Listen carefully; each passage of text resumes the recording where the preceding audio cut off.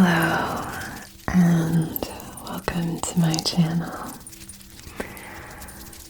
I hope you're doing as well as possible. For this session, we're going to be doing a sort of ASMR style Reiki session. And this is going to be primarily focusing on the link between shame and blame. I'm going to start by lighting a candle and setting our intention.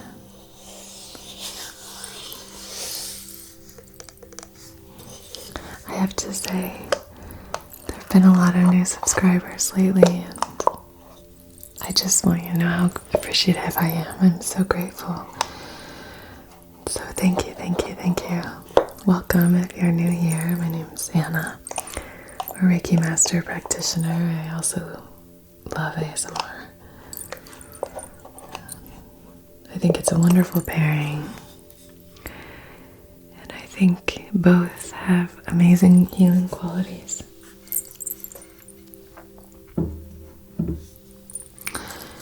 I'd love to know if you're open to it, whether you are more, sort of interested in the Reiki aspect or interested in the ASMR or both. I'm so curious about you, and yeah, I'm just curious if the energy work or more the ASMR is how we came to find each other here. Okay, this little match stick holder.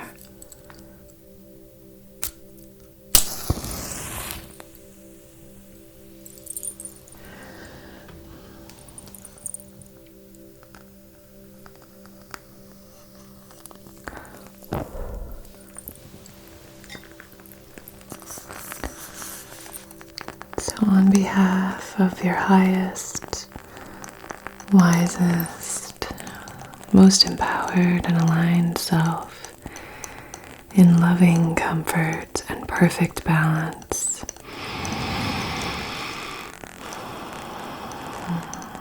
I wish to conduct this distance healing session for supporting you in developing shame resilience, as Brene Brown calls it. Helping you sit with your shame, work through it, move past it. And just maybe starting to make the connection between feelings of shame and then feelings of blame. Or I guess the action of blame. So if you would like to clarify or specify or maybe even set your own intention, feel free to use this flame to do so now. And I will see it through time and space to where and whenever you happen to be receiving this session, so long as it's in support of everyone's highest and wisest selves.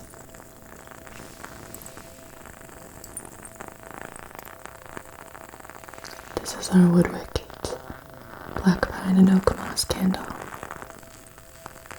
from Manly Indulgence. That's the name of the company. Okay, my darling, I'm going to put this right beside you here. I hope it makes nice sounds. In the last session, it was kind of like sputtering like that. It sounds like static a little bit. Come on, little guy.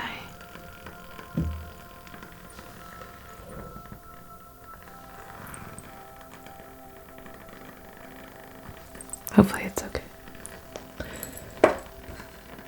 I'm going to start by doing a little bit of clearing with this sage bundle. And I'm just going to be kind of talking you through what I mean when I say shame and blame, and the link between the two. It's a pretty large, very velvety sage bundle.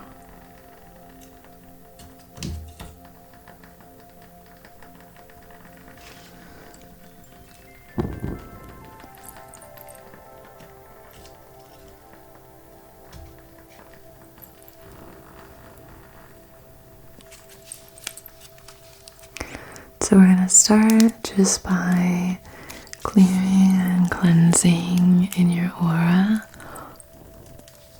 clearing and cleansing in your energy field,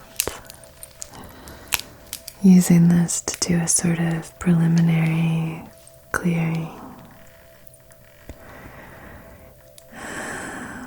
And during this time you can just maybe focus on your breath.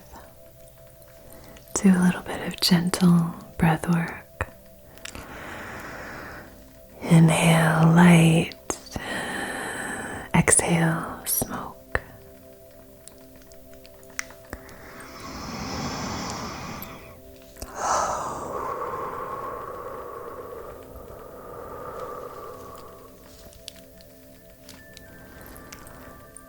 So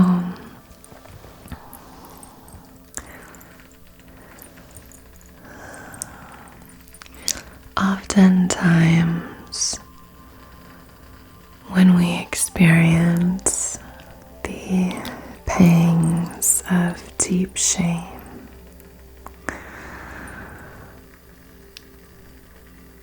what can happen is that because it is so uncomfortable at best and painful at worst, I mean, it's a painful experience to feel shame.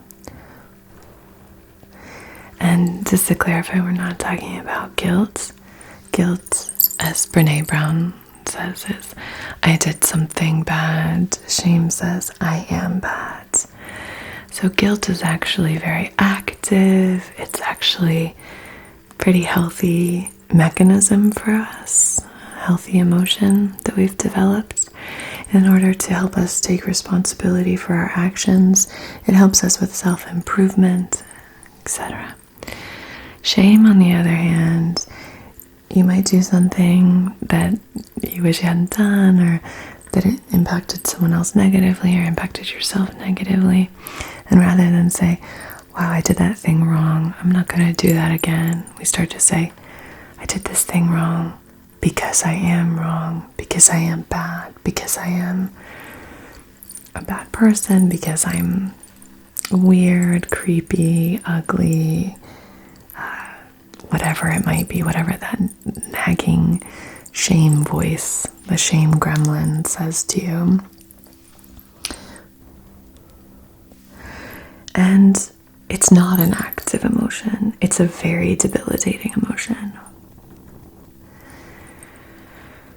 Because if you don't believe that you're any good, if you believe that you are bad, then you don't really believe that you're worthy of improvement. You don't believe that you're worthy of development or the time and attention and care that it takes to do things better or learn from your mistakes. It's a very poisonous and toxic emotion, shame.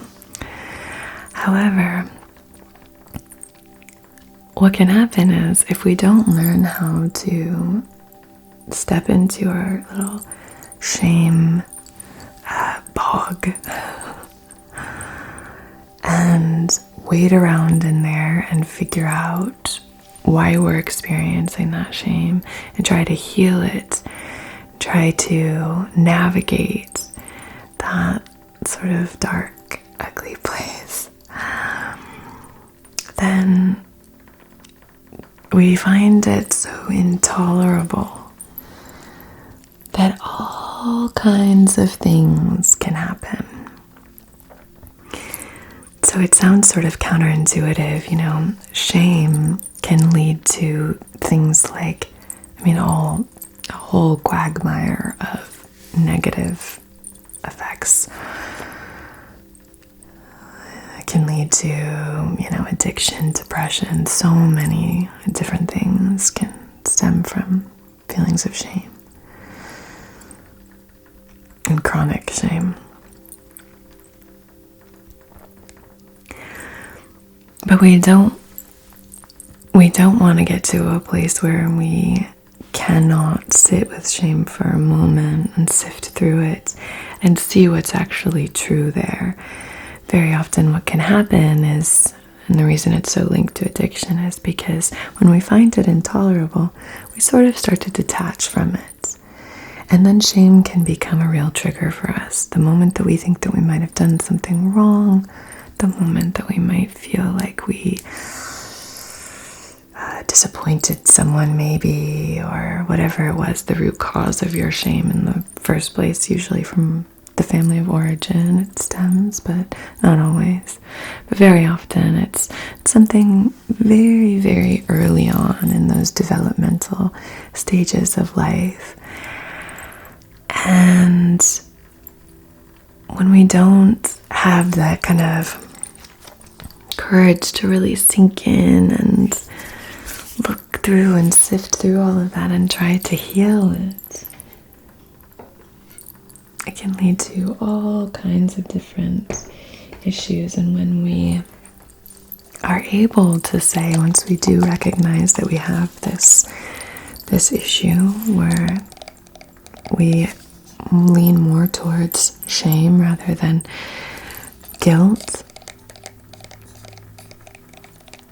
it's really important to, start trying to look into it, trying to sort of investigate what that reaction and response that you have within you, where that stems from, and how you can move through it. How you can invite some self-compassion during those moments of shame. But we can't start to do that work unless we're willing to kind of dive into that space.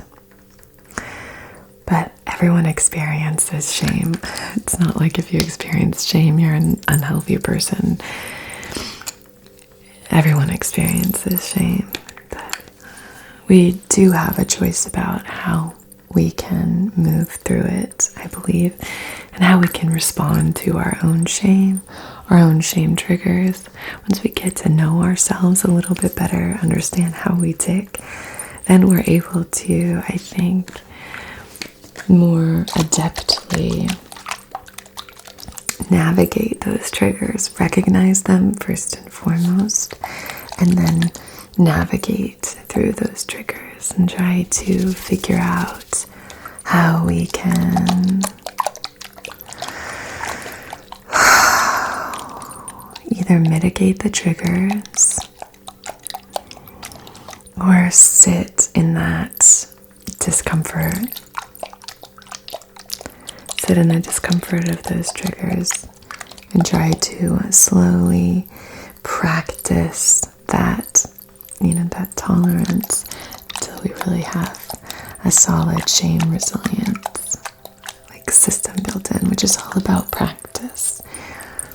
If any of this feels like triggering to you, or any of you are thinking, oh my gosh, I do that, I never really realized it, you're not alone. There are tons of people. Everybody experiences this, so you're not alone. There are different ways, I would say better ways, that we can navigate shame, and that we can navigate disappointing someone, feeling like we've done something wrong, so that it doesn't immediately always kind of go straight into shame. But it is a practice. This is our little smudge spray, and I've replaced the spray in this little bottle, but this bottle is from Earth Home Co., and it was a rosewater based eucalyptus, sage, and cedarwood spray from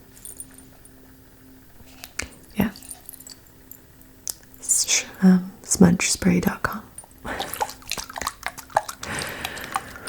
But in here we have lavender and frankincense.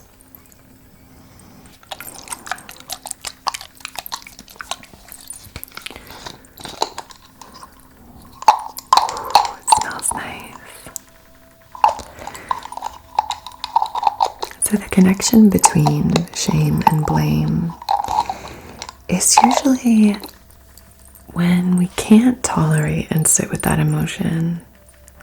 I'm bad, and we go straight to disassociation. What can happen is in that disassociation, we can start to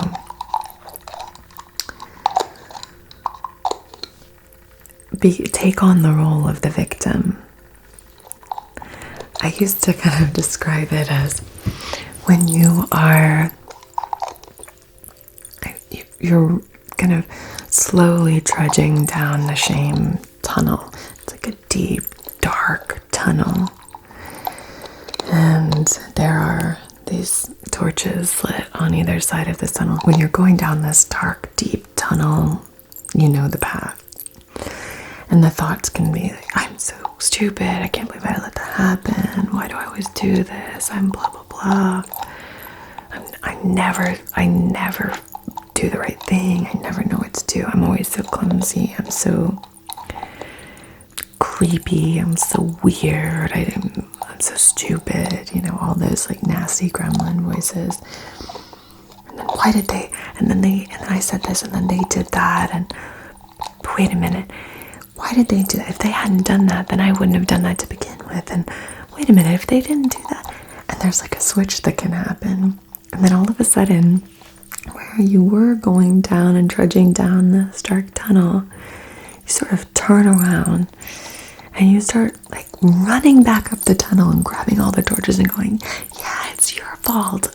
There's nothing wrong with me. It's all your fault.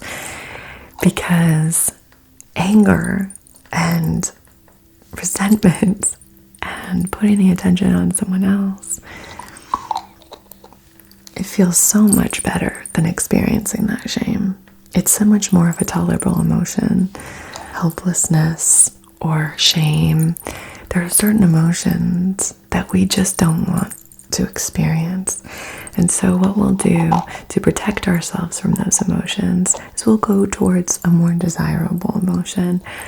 And we can't really jump from that kind of dark shame and all of that straight to joy and happiness. It's usually not available to us.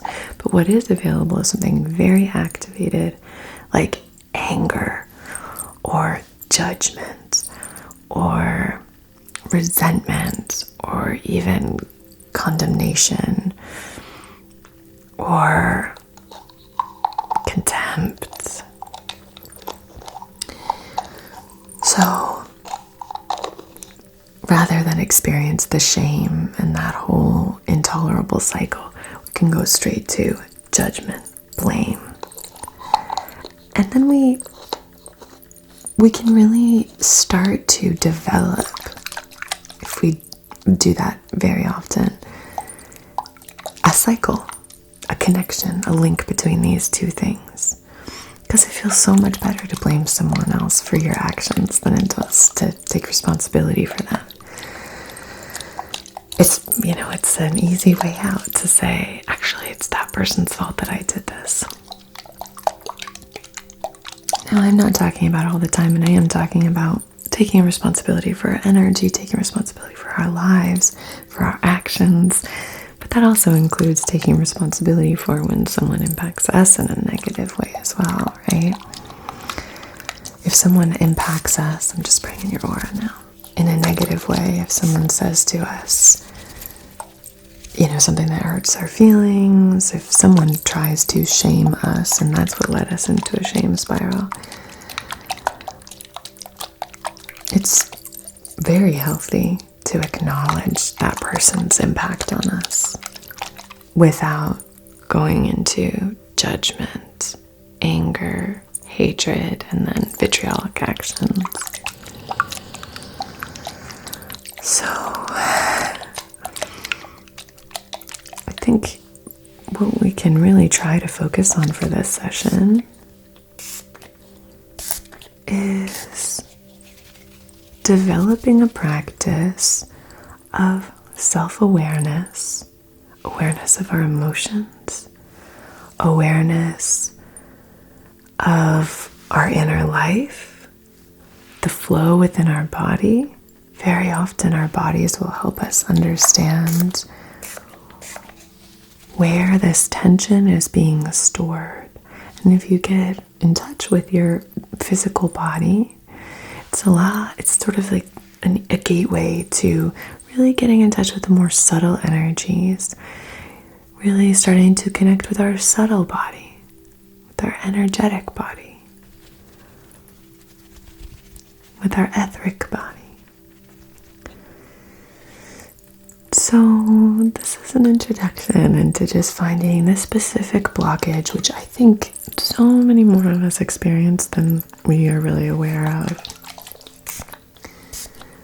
But let me know if you have recognized this link in your life, or if this is like the first time you're hearing about this, and if it's making a connection between those two that is in some way useful. Because I think making that connection, we can start to then kind of parse through what's happening within us, and these ritualistic behaviors that are, in these coping mechanisms that we have developed in order to protect ourselves. Most of what we do, even most of the kind of negative things that we might do, stem from a really positive place. They usually stem from a place of our minds, our emotions. It's just trying to help us, trying to protect us, trying to keep us safe. These things did serve a purpose at some point, but we just need to develop a different practice once we discover and recognize that this way of kind of doing things isn't serving us. Kind of a heavy topic for today's session, don't worry.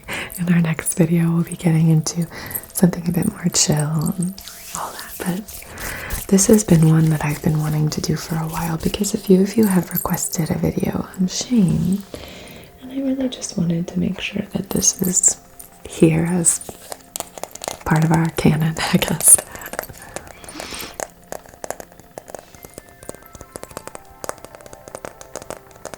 Let's take a few deep breaths here together.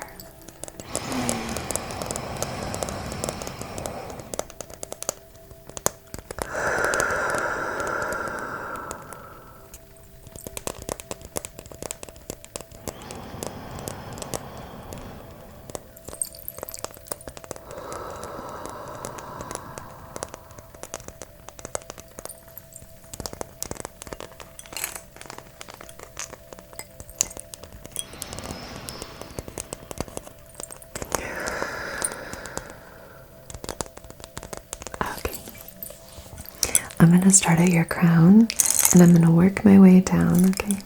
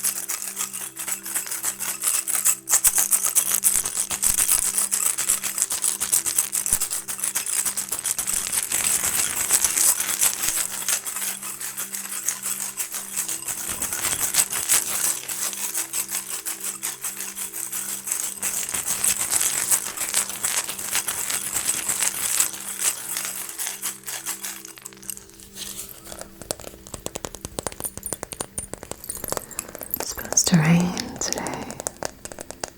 It's supposed to rain most of this week.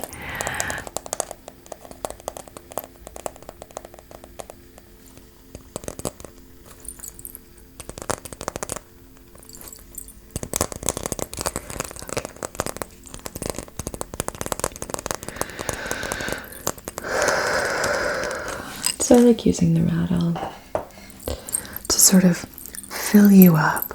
It's a great way of thickening the aura, thickening up the energy all around you. I like to use the rattle to empower and to fill you up with this beautiful energy. So now I'm going to move through with this amethyst cluster. And I wanted to move through with this for that spiritual alignment, for us to be able to kind of sift through all of these different emotions and try to do so with love. So I have this rose quartz. It's a lovely, very tactile stone. I love the way it's polished. I love the vibe of this stone. I just find it to be one of the most comforting stones in my collection. But I'm going to be placing this on your heart space, placing it there and just letting this energy kind of fill you up. So I really want you to move through all of this session with the foundation of love and care and compassion. I think if we can really develop a practice of self-compassion and self-love, we're so much more able to show up for people and share and spread that love in a more effective way than if we came to it from a place of self-loathing. Okay, I'm going to place this right at your heart center there. Gorgeous.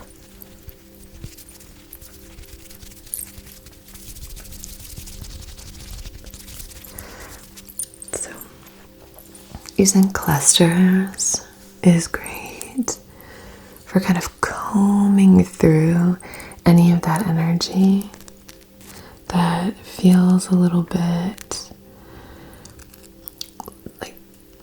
sort of knotted together. Any things that are kind of tethered together that you didn't deliberately or intentionally connect. We can start to develop agency over these behaviors and kind of automatic habits that can start to happen.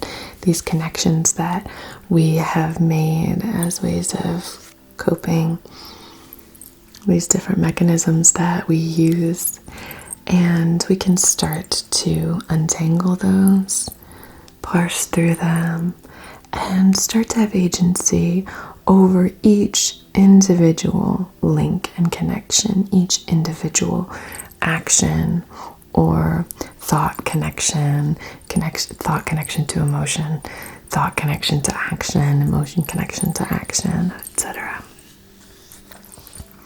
So what I'm going to do with this stone is move through, starting at your crown, and I'm just going to use the clustered quality of this very grape colored, the deep purple in the center. Looks so different on the camera, but it's really because the light in here is so warm. But I'm going to use this to really untangle and also connect you to that higher self, that really empowered self that's able to say, oh God, I just did that. That was so stupid. Wait. Okay. That thing that I did, that was not good. I shouldn't have done that. I'm going to take responsibility for that. And I'm going to learn from this mistake. And I'm not going to do it again because I love myself too much to do this again. Because I love myself, because I'm worthy of change.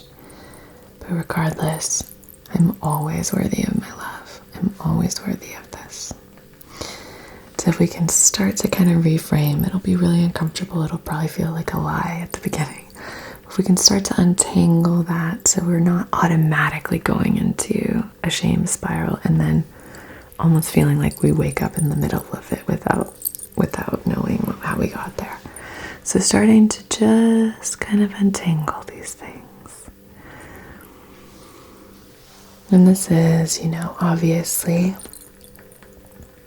a really long process. And so it's really important to just begin and recognize that you're not alone. I think that can be really helpful. When we start this process, just recognizing that if you do end up in a shame spiral and you're like, how did I get here? Oh no, I wasn't going to do this.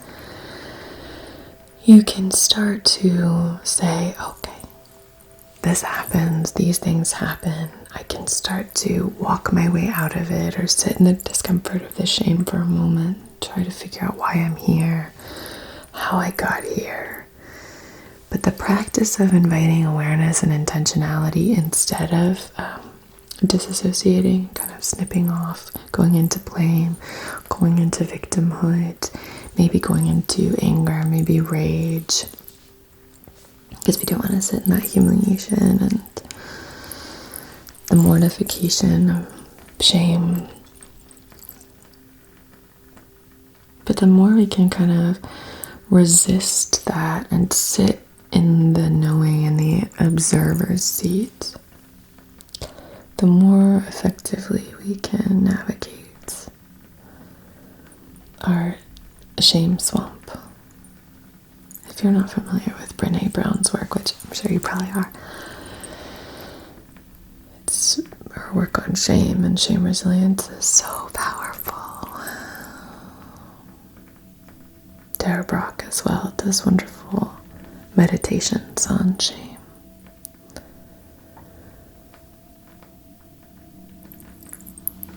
Sometimes we think that shame is helpful for our development, that shame actually is the reason that we change, but actually the research says otherwise.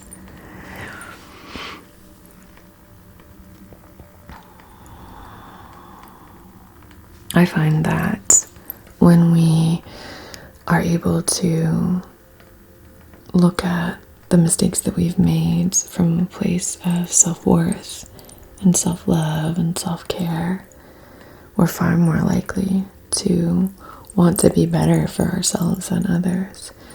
And if we live in a shame spiral and a shame cycle, then I think we're much less likely to feel that we're worthy of change. And start to really believe all of those negative gremlins, those shame gremlins.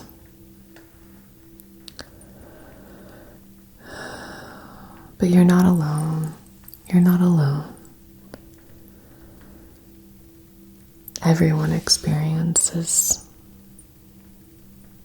this, and everyone experiences this.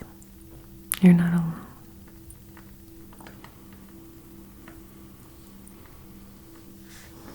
I don't know if that's helpful for you to know or not, but it's true. You're not alone. That shame that you feel is shared by many.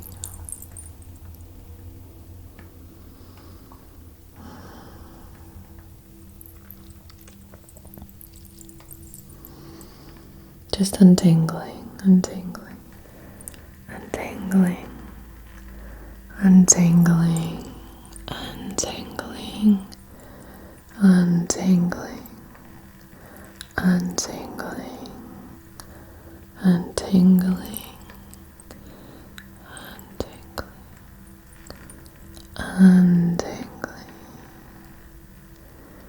Gorgeous.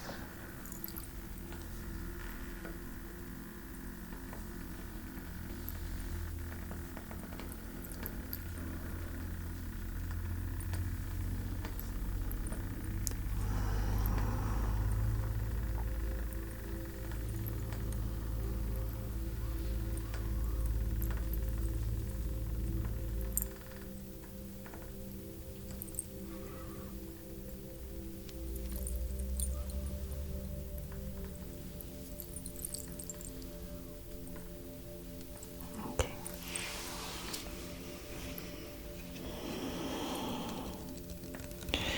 And do a little bit of clearing with this selenite wand. And as I clear with this wand, I invite you to just let any tension, just let it melt away. Let the tension just melt away. Melt, melt, melt. Let the tension just melt away. Melt, melt, melt. Let the tension just melt away. Melt, melt.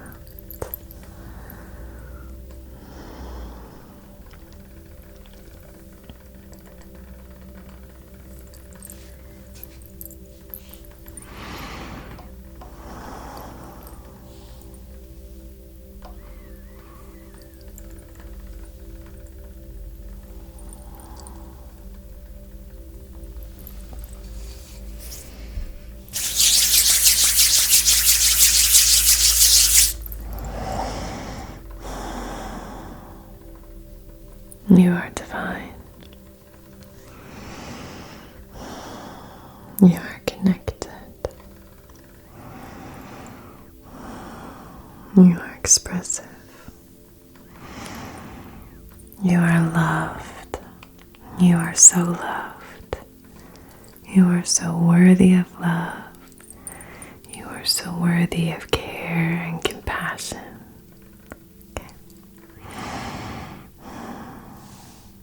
You are strong and resilient. You are emotionally balanced. You are safe.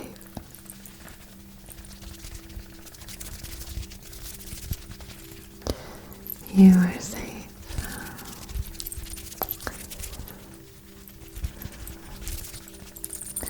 Thank you so much for being here. I'm sending you heaps of love and support. Until we meet again, be so well, okay?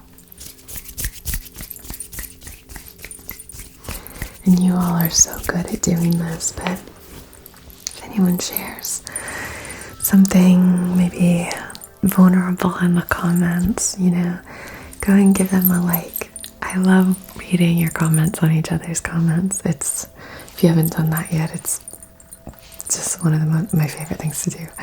You're so supportive and lovely with each other and so kind, and it's a wonderful collective, so thank you. And this might trigger some vulnerability in people, so be kind and tender and gentle and compassionate with each other like you always are. Okay, big hugs. Until we meet again, be so well.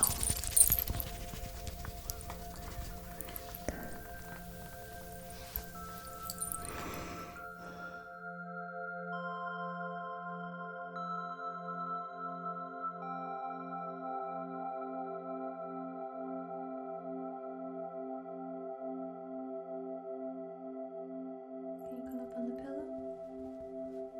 She just wants cuddles. Good one. For today's video, I just wanted to do a little chakra activation. And just doing a little bit of balancing and aligning.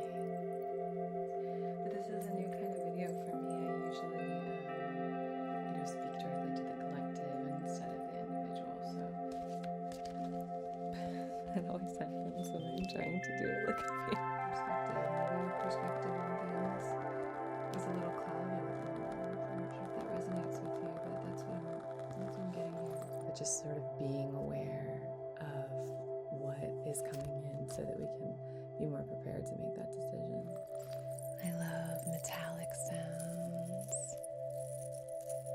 It's like clicky clacky sounds.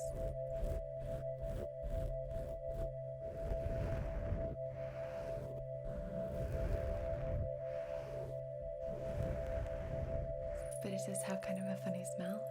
I'm not gonna lie, when I first used it